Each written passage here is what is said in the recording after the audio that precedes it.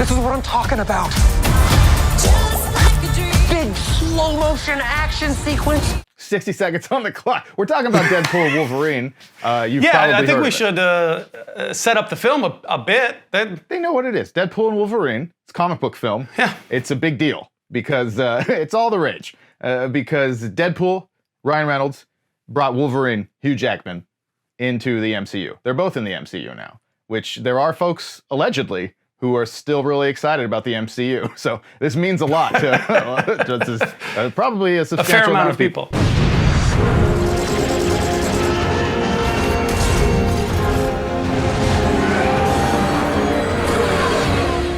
Council Pop.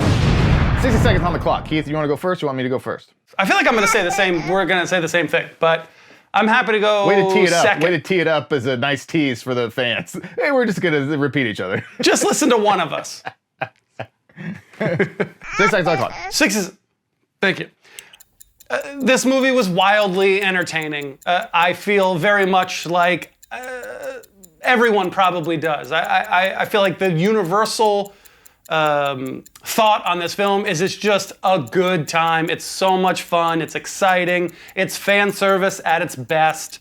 And I felt that's exactly how I felt. I mean, I'm on the fringe. I'm not like a core MCU fan, but I really do enjoy the films when they're done right.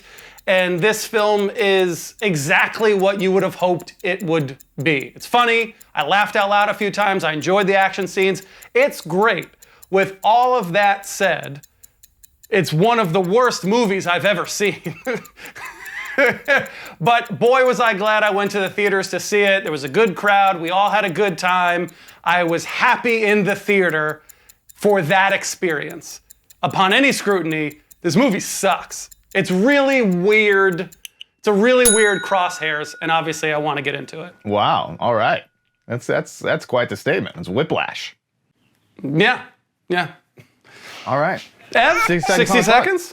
I loved it. I don't know that I could have loved it more. I think that I am very squarely, like, the demographic for this movie, the targeted demographic is me. Like, it is the most narrow. This movie was made for me. 40 years old, all the references, all the humor, all the comic book lore, giving us Wolverine in the suit, the multiple suits of my action figure obsessed youth. I mean, it was just hilarious and enjoyable and super, like, fucked up, which I did still think that there'd be a little, like, pushback from Disney and Marvel, and maybe there was, but there's so many, like, just obscene jokes and violence and just wonderfully fun. And I don't know, like, I think this movie is so funny and so enjoyable that, like, if you walk out of there and you're like, this movie, yeah, whatever, it was fine, or, oh, like, if you can't find the joy in just this kind of film, doing this at such a high level, like, I don't know what to tell you. I just think you're, like, a crabby person. Like, if you're just, like, looking for something to be mad about, because the movie just, like, consumed me with just, like, happiness. And that goes a long way. That goes a long way. I agree. Yeah. So where do you want to dig in to? Because as polarizing as I feel like I was and feel, I feel like there's a lot to sing these praises, and there are some real concerns that I have that maybe I don't know if you have as well. But where do you want to start? The positive? I feel like we should start with the positive. Let's fucking go. I was surprised of how much I really did enjoy it, because I really haven't liked, not even just MCU, like just new current films. I feel like just missed big budget, the mark. Yeah. Big budget movies have fallen short, in my opinion, for a very long time. Yes. And I was so pleasantly surprised to, like, midway through the movie, I recognized how much fun I was having. Yeah. Like, it was that, I was like, this is not normal for me to enjoy this. I sat in a row by myself because I was in, like, one of the more front rows because the place was packed. And I often was, like, looking around to no one. Like, this, did you, like, I laughed out loud thoroughly enjoyed. That's a funny mental of it. picture. I feel like it's like a metaphor for your life. It's just like, Yeah. no Hey more? guys, all my best friends, everyone. My best friends are here laughing too, just out of frame. Yeah. That's legitimately how much I enjoyed it. Yeah. I so felt it was that super way fun. just from the opening credits. I cannot tell you how much I enjoyed that opening credit sequence, that it was just literally, we're going to right into spoilers, guys. For this whole thing. Spoilers. Spoiler alert. That it's just literally desecrating the grave of Wolverine from Logan. Like, 'cause it doesn't just like joke about it. It does a whole fucking dance musical sequence to NSYNC of him killing people with Logan's bones. Like, I just can't tell you how much joy that brought. Like, it's so funny. Yeah. It's so funny. And from that I moment thought on, I of was you. like, oh, it's never going to be this good again. This movie peaked. Like, this is the most fun I've had in a theater in I don't know how long. But it kept that energy. I thought of you during that scene, like after I was like enjoying it again, and I was very aware, like at the end of it, I was like, Everett loved this part. Because I thought you saw it before me. Yeah. Turns out you didn't. But I was like, Everett, this is what Everett would want to do with opening credits. Yes. Like this. Yes. This is, I could imagine him making these opening credits. So I would have thought you full erection for It that was part of. so much fun. It was so much fun. I don't think you hit the nail on the head, which I do want to talk about. I think, again, I can only think about the negatives, shame on me, of like what this means. But this movie is for us. It's so specific to a certain type of demographic because you're playing in sync. It's for kids who grew up in the 90s. It's 90s, early 2000s. It's 30s, 40s, maybe 50s. Like it's people who are aware of these references, all these references, and all these films that they're referencing too, not just like pop culture in sync references, but the original films came out in the late 90s, right? The X-Men movies, those are late 90s, 2000s films. Like this is very specific to a type of male probably demographic. I don't know how many women love this, so it's just interesting. It's my wife and was to see such falling success. out of her chair laughing. Monique was Oh, really? Yeah, she Great. was like dying. She almost a spark plug broke when Gambit showed up. She would laugh before he said anything. Like she was just like she was like crying. It was very funny. Yeah, I would say it is very when I mentioned that in my minute about the demographic, it's like the style, the pop culture references, the specific like nostalgia, like all of those characters that become a bigger part in the middle of the film. We've already said spoilers. So Jennifer Garner as Elektra, Wesley Snipes as Blade, Channing Tatum as this Gambit that never was.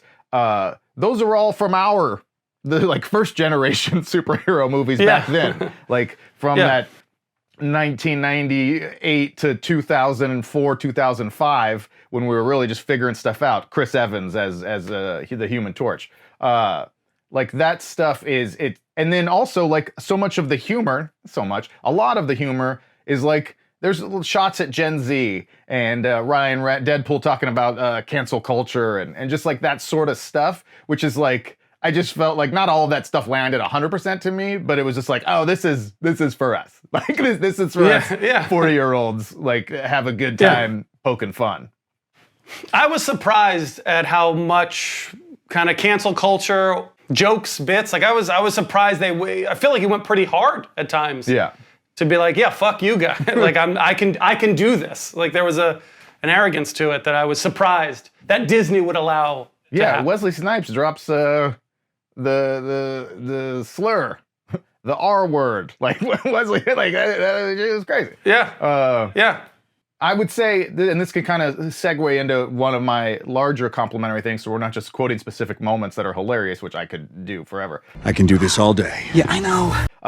But one of the lines to that end too that I thought was really funny and well written was like where he's talking about some Gen Z character. I forget who it was, maybe the villain, and he said Deadpool said something to the effect of like, "Oh, Gen Z, always with your like trauma bragging." And he said, like, why can't you just, like, shove it down and turn it into Shove it down, accomplishment or cancer like the rest of us or something? Push it down. Push it down. Deny your feelings. Act like you have answers. Do some man shit right now. I just thought, like standing ovation, like that kind of stuff. And so to that end, I would say the film to me, especially like through the first half, I was like, this is one of the funniest films I've seen in a long time. Like the comedy really rises, but it was like not just like, oh, this is funny situationally or funny because it's so meta and the fourth wall breaking. It was just like well written, like well crafted, funny dialogue, which is like which elevates it a lot. Like little lines like when he gets to the TVA and he's like kind of like jokingly accusing the chubby dude of like checking him out and wanting him, and the guy picks up the phone and he says, "You calling your wife?" And he says, "I'm calling HR." He goes, "Does your wife work in HR?" Like that like, that's very funny. Yeah, those are like really fun. Like those would be funny in any movie. Like that's just like a funny. And I really appreciated, especially after I saw in the opening credits that there's like 6 writers, and I was like, ugh. That's never a good sign. That is never a good sign. But I thought it was, the comedy, especially the dialogue, was very intelligently written. And I think that really went a long way for me, where I was like, I was really caught off guard by that. Is Ryan Reynolds credited as a writer? Yes. And I feel like he's probably just doing that. Like this is probably it's his tone, it's his wit. I would assume. No, for sure. But when you say he's just doing that, it sounds like it's improvised, and I'm sure there is a lot of improvisation in this. But those kind of lines are not. Like those are writerly. Yes. And so I like that it's a mix, because a lot of these kind of movies or a lot of more modern comedies feel so improvised, which adds a lot of humor to it. But it's not quite as like polished, and this one feels both. Yeah, it also adds some chaos to it. So yes, I apologize for not being more specific, but I bet it's his brand, and then maybe those other people come and shine it up a bit. Yeah. But I think he is the centerpiece of it. This wouldn't be, not just from an acting standpoint, but from a writing standpoint, this movie would not be what it is without his stamp, with his brand, I guess, to it. Like this is his style of comedy. Yeah. On that note, just to get really into criticism, it's not even a criticism, so to speak. I just couldn't help but say, as obviously a huge fan, that Ryan Reynolds, I feel like, should thank Jim Carrey for the groundwork that he laid out. It just feels, I couldn't help but be like, this feels like Jim Carrey. Like Jim Carrey's at 11 always, and Ryan Reynolds is like that, but at an 8. And I just like that like, I feel like he should get a thank you for this, or people should not know that this doesn't originate with Ryan Reynolds. That this attitude, this bravado, this guy, like that kind of energy, comes from Jim Carrey first, and he deserves some credit because he is a hero of mine. So go Google Jim Carrey, young people. Yeah. It always comes back to Jim Carrey for Keith. Thank you. Do you disagree? Do you think Ryan Reynolds? It feels like you disagree. He was like, someone needs to call Jim Carrey and give him a big thank you. Yeah, Robert Downey Jr. should thank Jim Carrey for his Oscar. Do you disagree?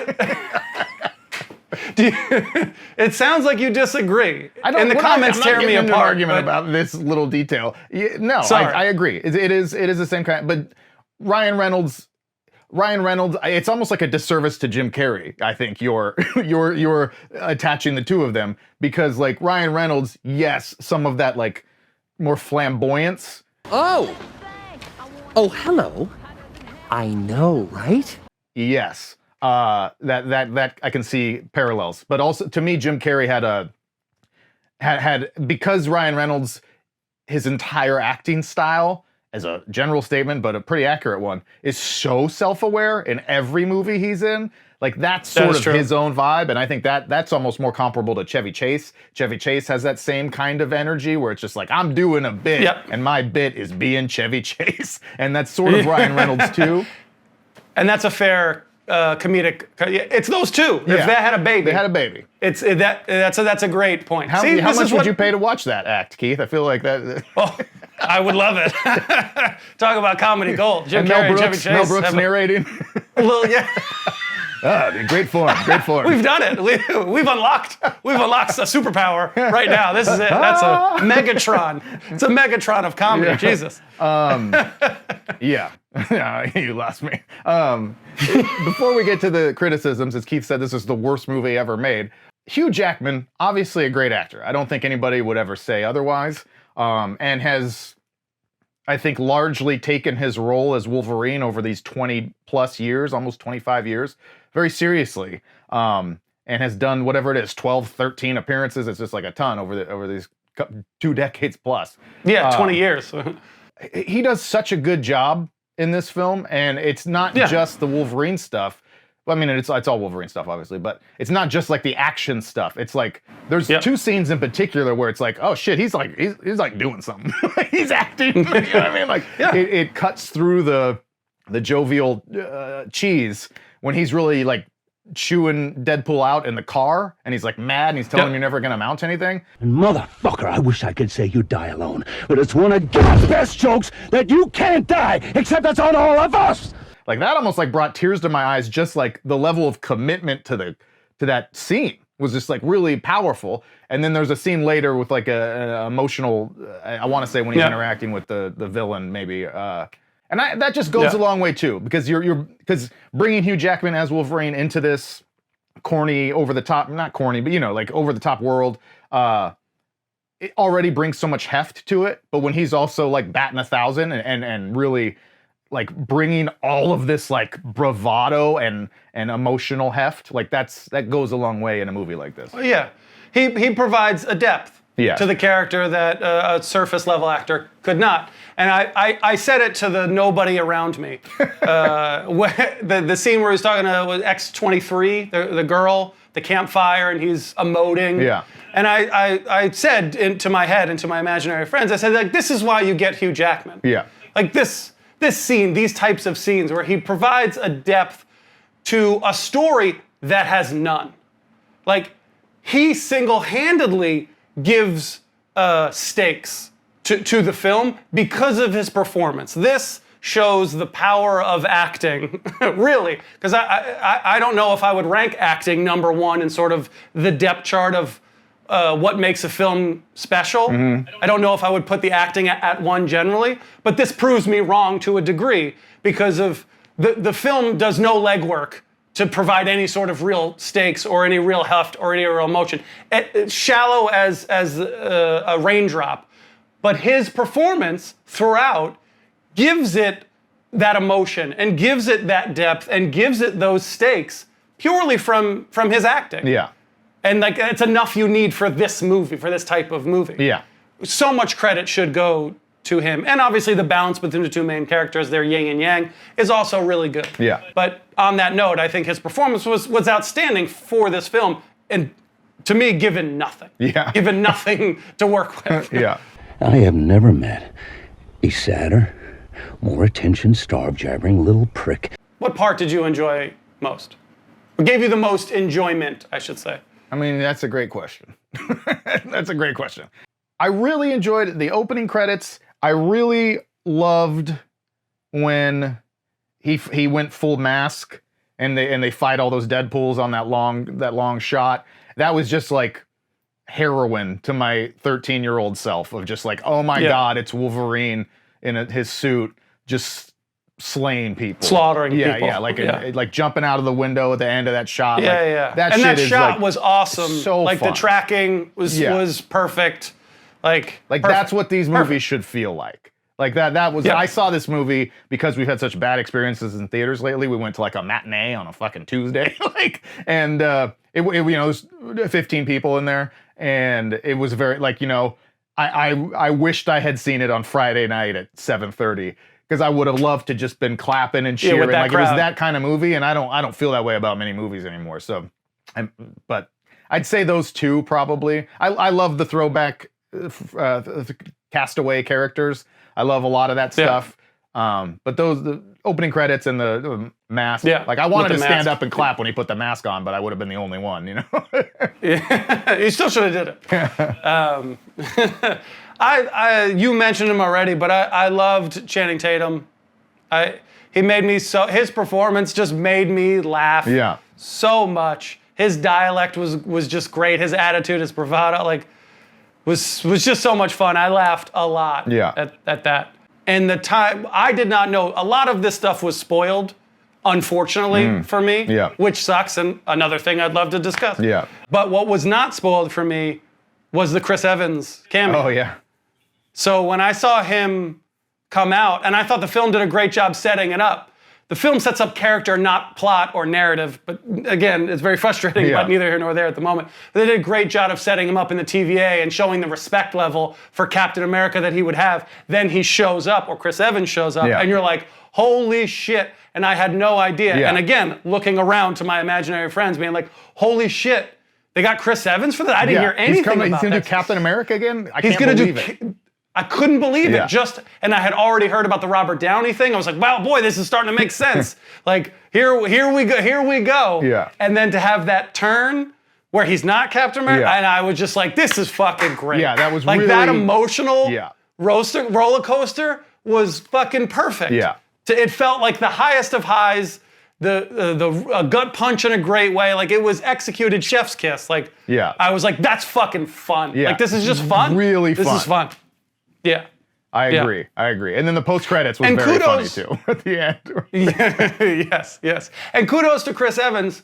In general, I don't think he's like the greatest actor in the world, but I thought he did a really nice job separating himself from Captain America in this film. He had a little accent to him. He had a different bravado to him. And I was afraid that he was going to be like, oh, that's just Chris Evans. Yeah. But he did a nice job separating himself. So good for him, too. Again, perfect execution, I think, all around on that cameo. Boy, is Chris Evans lucky that he got cast as Captain America, because now, like, I feel like that gave his career like such, like weight. Yeah, like, oh yeah, like this guy's Captain America. But like almost every other movie he does is like not good.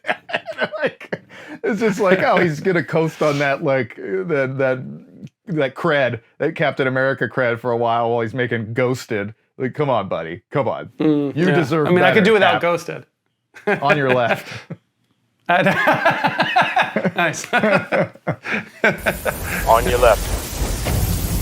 Well, all right, before we, let's get to your major statements. Why is this movie so awful, Keith? You loved it. It was so much fun, but it's also, and we'll come back to some positives. We'll talk more. More funny things. Circle back. More funny things. I think we're all a prisoner of the moment. I feel like I relate this to gambling, as I do most things. Yeah, gambling and Jim Carrey. But it's like, and Jim Carrey. Gambling and Jim Carrey. It's like betting the spot. Like, it's the moment in time in which this movie lands, I think, is such a big part of why we all love it so much. We were hungry and thirsty in this desert of superhero films that have happened over the last 2 or 3 years. And then this comes and hits a perfect sort of sweet spot, and it rejuvenates the base. We're just like sort of in this moment in time. I think if you watch this movie again, or in a couple years from now, I think the holes of this film will be a lot more glaring, where you won't be in love with this film. Because everything that we talked about was fun for the moment. You talked a little bit about the writing, which I don't disagree. But I think for the most part, the things that we're all falling in love with is the nostalgia, the cameos, a fun action movie in a wasteland of MCU movies at this point in time. There is no story. So much so, I think everything that this film is lacking can be described perfectly within the end of the movie. And again, spoilers if you've just coming in now.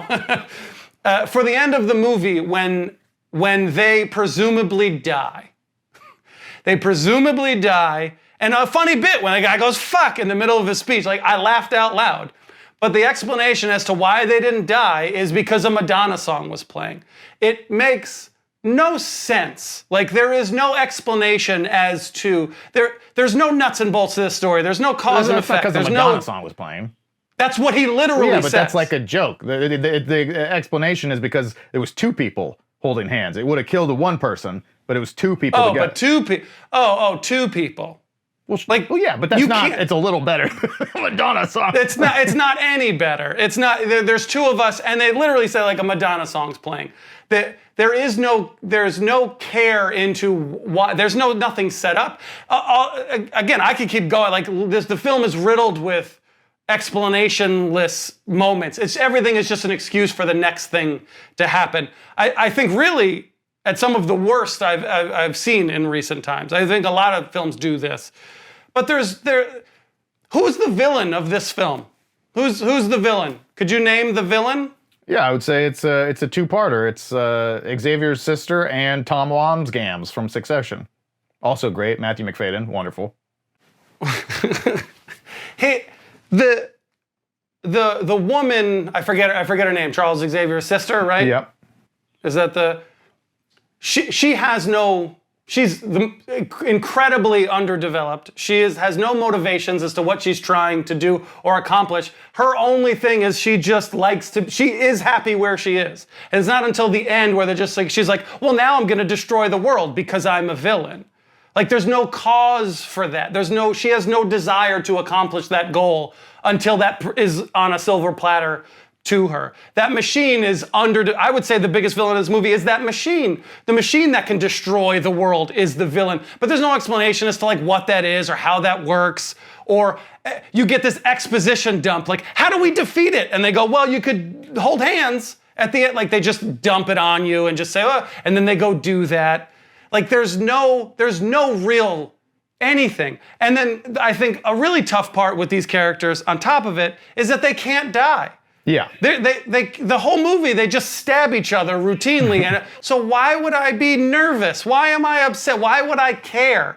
Because literally, at the moment you think they can die, they just go, nah, we can't. Yeah. There was two of us. So why do I give a shit? Like, why do I actually care about anything that is happening throughout this whole film? Yeah. I can't grab on to anything. And it's still a lot of fun. Yeah. But this like movie sucks.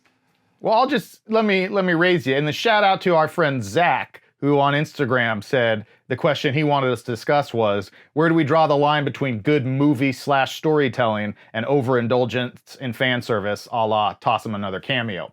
So thank you. That's a great question. I would say, and that's exactly what I'm talking about. Everything you just said, Keith, it doesn't matter. Like in this movie, it does not matter. And I think this is a very unique thing to this film. So I think the problems that you're outlining, and maybe it is worse in this one, but these could all be levied at almost any recent MCU and a lot of comic book films and a lot of just films in general. Big budget adventures.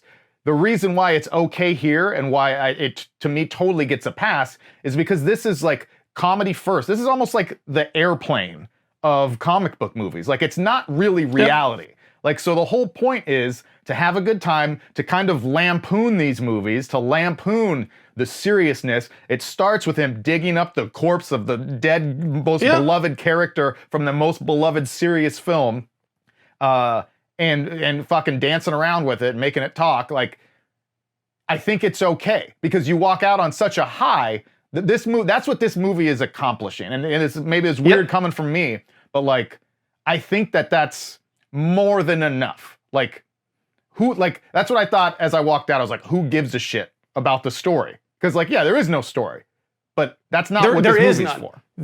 Yes. I mean, there literally is no, again, the protagonist, which I didn't even mention, like everything that matters within filmmaking is not represented here. The protagonists, they're literally in a void. They're just wandering around a void, bumping into people. Yeah. It's a road trip movie. Again, I don't, again, I've lost everyone at this point. No, I'm sure people agree with you. It's the thing that pissed me off immensely is they keep saying like the woman, Xavier's sister, she's the one who can take us home. We have to get to her, right? So that's where we're trying to get to there. And then we get there, and then she can't do that. She doesn't have the ability to do that. Her her powers are very unclear. It's like what she can and can't do. She just seems the most powerful being ever with no flaws. She can't take them home, but because she killed a variant of Doctor Strange, she happened to have that ring. So she just goes, okay, I can just do this. So she couldn't do it, just that they happened to have Doctor Strange's ring. I know I'm getting super nitpicky here, but I feel like this shit like matters.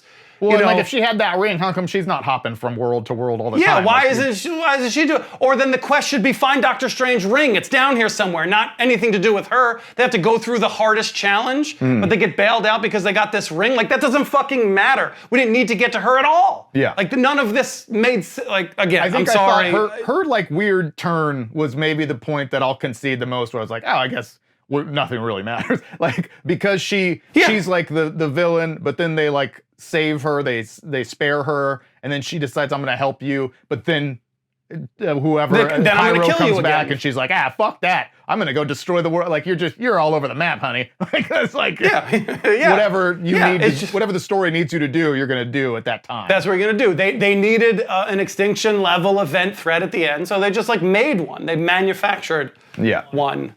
You know, so that stuff really. But to your point, your rebuttal to my buttle is is a point well taken. I agree. I love this movie. I loved the movie. It was a wonderful theater experience that I had. So I agree, none of it matters.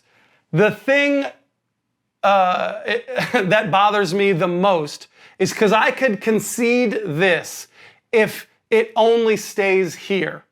The thing I know that's going to happen on the next movie is they just are going to say, it doesn't matter.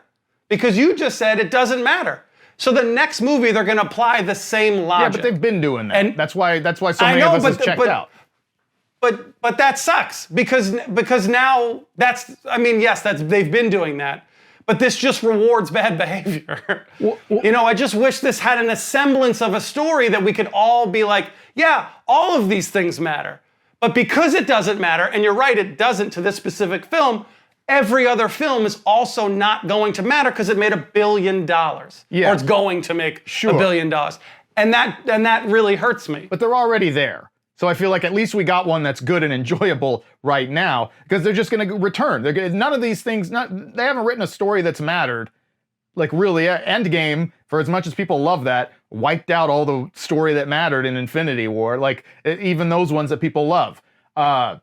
So I think the other thing is, because of the nature of Deadpool, the fourth wall breaking, all that shit, like, you can't have like I don't think you can have a really like deep story with this character, and I'm sure that'd be an unpopular opinion, but like, if your protagonist is constantly turning to the camera to like make quips about 20th Century Fox and referring to characters as their actor names and saying, I'm gonna go tell my wife Blake, and like, you're never gonna get like a really deep story there. Like, I think those things are at odds.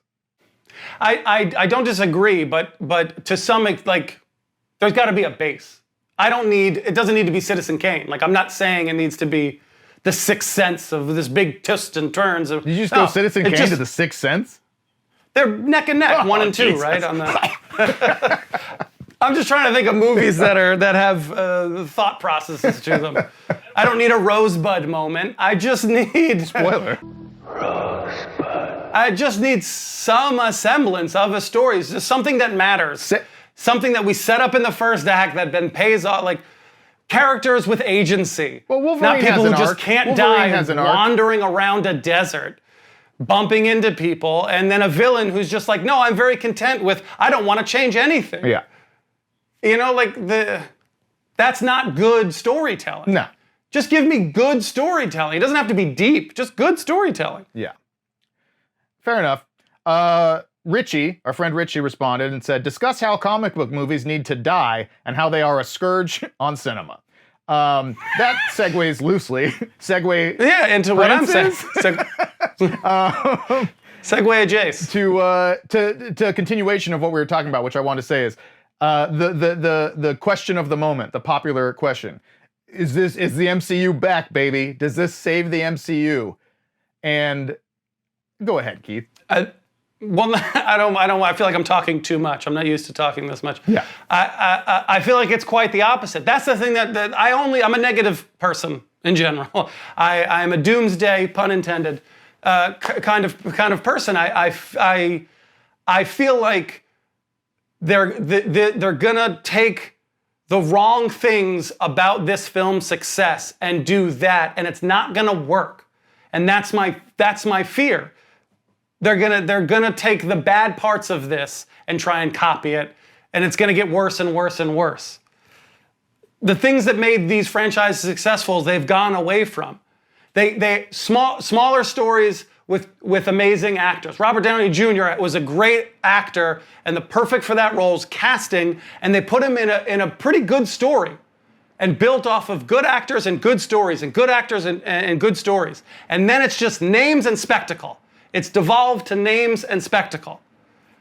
And here we are. We're just doing shit. We're just doing shit. And they're gonna, because it goes great. We hit a blockbuster. We did it. People just want cameos and fourth wall breaks and witty dialogue, and like, this is a standalone thing and that works uniquely. Yes. And I think they're missing that. So it's gonna kill everything else. And maybe all movies forever, because they just look at billion-dollar blockbusters and they go, well, that's all we give a shit about now. Well, yeah, that's already the case. I'm sorry. That's already the case. I know, but this is hurting that effort, not helping, even though this movie is successful and really fun on its own. Yeah, I don't know. I think that it's not saving the MCU because it's not really an MCU movie. Like, that's my hot take. Like, this cannot be recreated outside of a Deadpool situation, outside of a Deadpool film. But you don't think they'll try? You don't think they're going to look at this and go, no, how do we do this I mean, who in the knows? next one? I don't give major studios a ton of credit for making great decisions in general. But I don't think you can, like, I'm sure they'll try to do Deadpool. They're probably like, all right, write a new Deadpool right now, yesterday. You know, how do we get Hugh Jackman back? Give him $500 million. Because they kind of started to do this a little bit with like Thor Love and Thunder. Like, where it gets so out there and so like comedy and all that shit. Like, I didn't even watch that movie. I turned it off like twice. But like, everyone, that's a great example though. Everyone hates that movie though. And so everyone knows everyone hates that movie. And Chris Hemsworth has said, if we do another Thor, it's got to get back to being like a grounded, serious thing. So I don't think they're just gonna take like, hey, goofy shit, fourth wall breaking, hella cameos. That's what we need. That's what worked in Deadpool. We're gonna put that everywhere. I think it can't save the MCU because really what the best parts of this film are like ripping on the MCU and like ripping on Marvel and ripping on Disney and props to them for like allowing all of that because it's consistent. Like they're really going for it throughout. And it's so much of the R-rated humor. Like, that's the best stuff about this movie. That stuff's not gonna go. They're not gonna do that with the Avengers. They're not gonna do that with the Fantastic Four. And all of the other cool things about this movie are like cameos and callbacks and throwbacks to characters that aren't in the MCU. Like, the only MCU here is like the TVA, and even that main character is a new character to this film, and the references to other Avengers. You know what I mean? I don't think there's other like mainstay MCU folks that show up. You see the back of the Hulk for a minute in one flashback thing. Like, it's not really an MCU thing. We're loving this because we're loving the 20th Century Fox universe, and we're saying goodbye to that. Right. That's what this movie is, and should be stated because we haven't necessarily like. It's great for that. That's what this movie is doing. The fan service for. Yeah. Not the MCU. You are correct. It's not fan service to the MCU. It's fan service to Fox and the X-Men. Yeah. And that universe. It's fan service to this other universe while ripping on the new universe. Like, that's not gonna fly in the new universe. Yeah, so like, moving forward. Yeah. Like, I don't see how this benefits the MCU at all, really. It would benefit the MCU if they took, to me, what the correct sort of findings are. And to me, the two things, great segue, are the rated R part of it. And when I say rated R, it doesn't need to be rated R specifically, but just more adult. Yeah.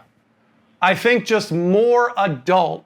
Like, the people who are showing up to this movie will show up to all of them. So don't abandon that audience. Yeah. And that's the second part of it. Like, I'd love to see the demographic breakdown on it. Because the people who are showing up here are the people who want this shit. Yeah. So make it more for them and not teenage girls. if you could have a healthier balance, Yeah, make it could forever. be successful. Make individual films for different demographics. Not what we always talk about. We're putting all of our eggs in this basket. It needs to appeal to everyone. So the to tone, everybody, yeah. But I think I think you could abandon certain audiences and not and still have this very powerful machine that the MCU once was. I think they've tried to water it down too much so everyone could do it. I'm saying just make it more for this type of audience. And maybe you can give handles to this type of audience and make the rest of the movie softer. But this is the core audience. The people who are watching this movie are going to watch every movie. So don't abandon these folks. Don't take the She-Hulk approach and insult these people. Oh, here we go. This is the people that they were insulting on She-Hulk. Yeah. I wasn't offended by it, but this is the people who are paying to see your shit. Yeah. Don't Young hurt people those don't even people. like movies. So like, Right. it's true. Right. So make it more adult in sort of content. Yeah. And play to your core audience. Get back to your core audience. And it will work. If you add some story to it, you're gonna win forever. That's what I believe. Yeah. And I would say in response to Richie's comment about them being a scourge, like the short answer is yes. Like these mass-produced, marketed to everyone, blue screen, factory, films, yes. So the oversaturation of poor superhero movies. But I don't paint with that broad of a brush to just say like all superhero movies are a scourge and should end, because a movie like this, while not a great film, has its place. I think a movie like The Batman has its place, but that's where superhero films have to go, is they have to be willing to evolve and try new things. And what a lot of them have always said they're gonna do is like, oh, Doctor Strange and the Multiverse of Madness is gonna be a horror comic book movie. It's like, no, it's not. Right. Like you didn't do that. Definitely was like, not. You're not really doing that. But a film like The Batman, if they had the balls to make that rated R, like if you start seeing these paths where it's like, okay, yeah, not every movie has to be, like you said, rated R or like crazy dark, but like make some that are. And so we have this kind of mix, and you can really experiment within different genres while still keeping to those comic book roots, because comic books do provide a lot of them, such a rich like tapestry of stories to explore. Yep. The MCU, for all that it did right throughout that epic run of the Infinity Saga, like it becomes too convoluted. And we were talking about that way back when. Like I think even before Endgame, we were like, what? This can't just keep expanding. It just can't. Like we're at some point it's gonna have to shrink. So like it reached to that point of critical mass, and now everybody's sorting out what to do with that. But there's a path forward for great superhero films. But they're never gonna take it. That's the problem. Well, that's what I hope a positive can be from this movie is I know there's the risk that, okay, they're going to look at the wrong aspect of this film to focus on what makes it successful. But at the end of the day, to your point, if they can focus on, look, there's a market out there for adult R-rated films that are speaking to an audience that's not 16, but is 38, 45. Like there's those people out there, and they made that movie $1 billion+. So like, take a mix. Yeah, I hope they do. I'm sure, because the next TV series is going to be Ironheart. Yeah, and it's just going to go back to. I'd be shocked if they even release that now. It's just Robert Downey coming back. I mean, that's an aside, but I do want to talk about that too. Again, similar to this film, Robert Downey Jr., for those who don't know, if you're living under a rock, pussy, is back in the MCU, and the Russo brothers are back directing two films. Avengers Doomsday and Avengers Secret Wars. Hopefully they bring some of that gray man quality back to the MCU. That gray man energy, I liked it.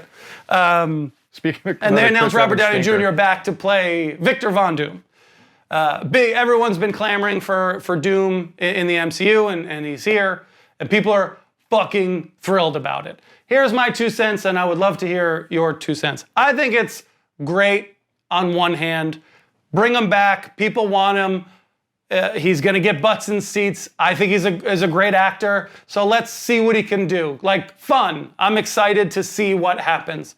There's a general level of excitement that I have.